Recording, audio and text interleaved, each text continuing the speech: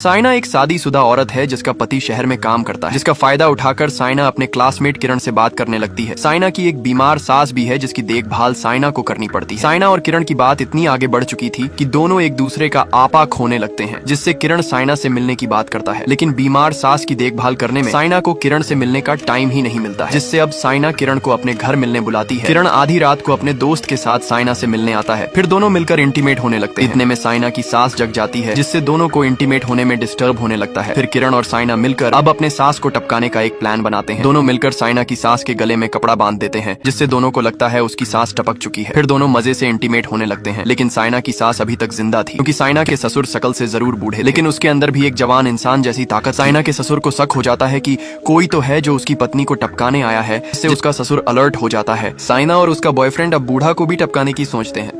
अब पति के एब्सेंट होने पर साइना किरण से दिन रात बातें करने लगी और उसे अपना राजा बाबू समझने लगी, जिससे अब किरण भी साइना से रात को मिलने की रिक्वेस्ट करता है। साइना का भी घर के काम और सास की देखभाल करते करते दिमाग का दही हो चुका था, जिससे साइना किरण से पाप करने को तैयार हो जाती है। अब किरण रात को दबे पांव साइना से मिलने आता है। दोनों एक दूसरे को देखकर बहुत खुश हो जाते हैं, जिससे दोनों जल्दी जल्दी से पाप कर लेते हैं। फिर रेस्ट करते हुए साइना के दिमाग में ख्याल आता है, अगर वो अपनी बीमार सास को टपका दे तो वो दिन रात किरण से आराम से बात कर पाएगी। इसके लिए अब किरण भी मदद करने को तैयार हो जाता है, लेकिन दोनों आने वाले खतरे से वाकिफ नहीं। दबे पांव जाकर सास के गले में कपड़ा लगा देते हैं, जिससे दोनों को लगता है उनकी सांस टपक चुकी है, जिसकी खुशी में दोनों एक बार और पाप कर लेते हैं। फिर बाद में दोनों को पता चलता है कि बुढ़ी अभी तक जिंदा है, लेकिन उन्हें किसी ने बाहर से बंद कर दिया था। ये कोई नहीं बल्कि साइना का ससुर था। साइना के ब्लाइंड ससुर को भी पता चल जाता है कि कोई तो उसके घर आया है, जिससे ससुर अंधेरे में अंधाधुंध मारने लगता है। लड़ाई में साइना और किरण को बहुत ज्यादा चोट लग चुकी। बूढ़ा भी घायल था, लेकिन अभी तक उसमें बहुत दम बाकी थी। सुबह पुलिस आती है, क्योंकि साइना के ससुर ने पहले ही पुलिस को कॉल कर दी थी। अब रवि अम्मू से शादी करके कुछ दिन प्यार का नाटक करने के बाद अपना असली रूप में आ जाता है